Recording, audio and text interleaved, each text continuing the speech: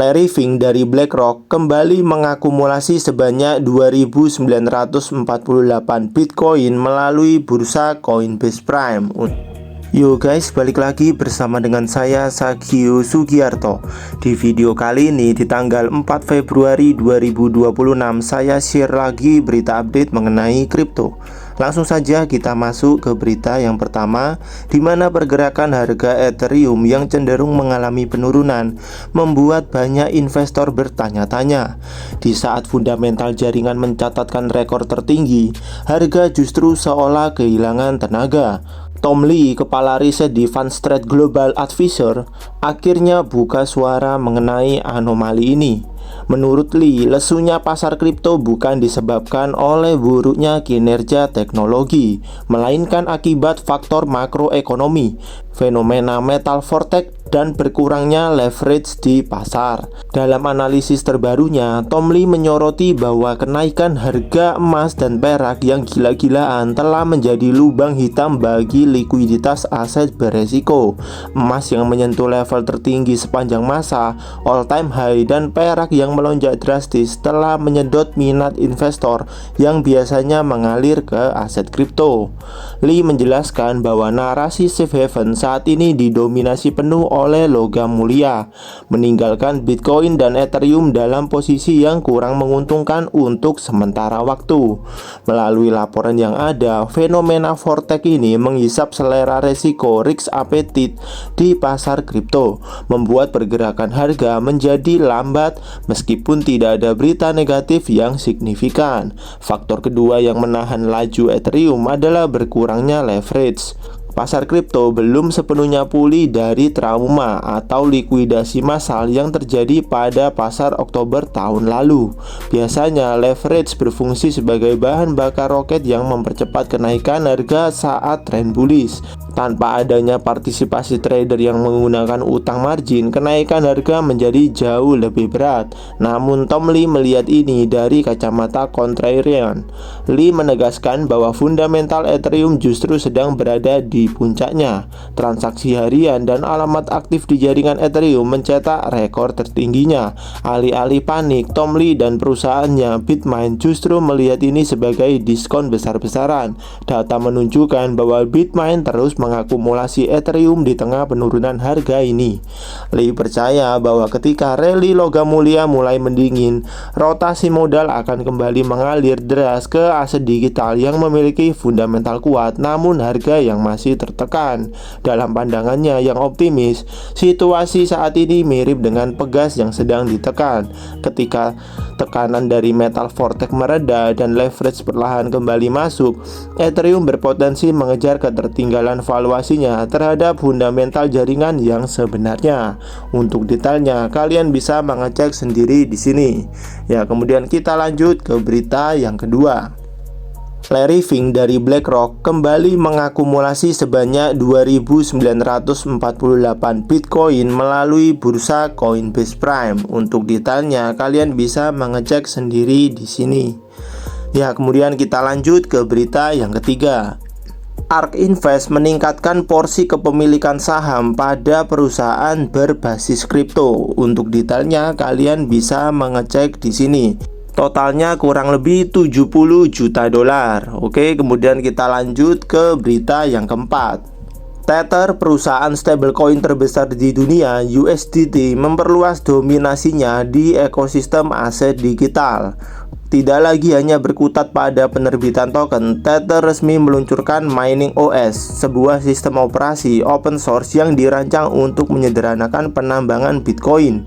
Langkah strategis ini menandai evolusi Tether dari sekedar entitas keuangan menjadi pemain kunci dalam infrastruktur teknis jaringan Bitcoin global.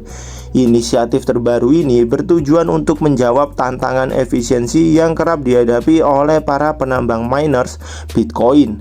Perangkat lunak baru yang dikembangkan tim Tether ini menawarkan arsitektur yang modular dan fleksibel, memungkinkan optimalisasi kinerja mining rig yang lebih baik dibandingkan firmware standar.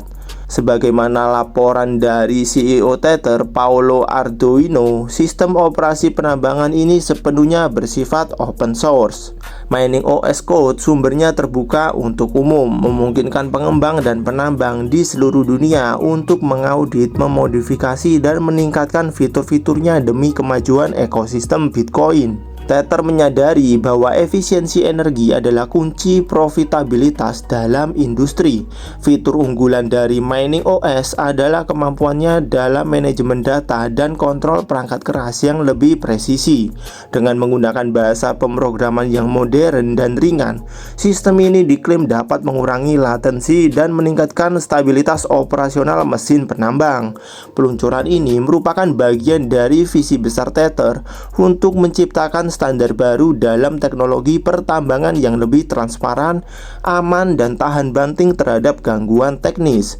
Peluncuran Mining OS mempertegas keseriusan Tether dalam mendiversifikasi bisnisnya. Sebelumnya, perusahaan telah menginvestasikan dana besar ke sektor energi dan fasilitas penambangan Bitcoin di beberapa negara. Dengan menghadirkan solusi perangkat lunak yang bisa diakses siapa saja, Tether tidak hanya mendukung desentralisasi Bitcoin, tetapi juga membantu para penambang skala kecil hingga institusi untuk memaksimalkan potensi perangkat keras mereka. Untuk detailnya kalian bisa mengecek sendiri di sini. Ya, kemudian kita lanjut ke berita yang terakhir. Michael Saylor dari MicroStrategy menegaskan komitmen buy Bitcoin dan don't sell the Bitcoin. Jadi aturan dari Bitcoin yang dijelaskan oleh Michael Saylor adalah kalian harus membeli Bitcoin dan jangan menjual Bitcoin. Ini adalah tweet langsung dari Michael Saylor. Ya, kemudian kita langsung lanjut ya ke data likuidasi dalam 24 jam terakhir. Kurang lebih ada sebanyak 170.324 trader yang dilikuidasi dan total likuidasi mencapai 743 juta dolar. Mayoritas yang kena likuidasi ada di exchange Binance, Bybit, dan juga DEX Hyperliquid. Seperti biasa, saya mengingatkan kepada kalian semua, jika kalian tidak mengerti bagaimana cara untuk menganalisa market kripto dengan menggunakan grafik, lebih baik kalian belajar dulu. Setelah kalian belajar, maka kalian baru boleh mencoba untuk trading di market spot.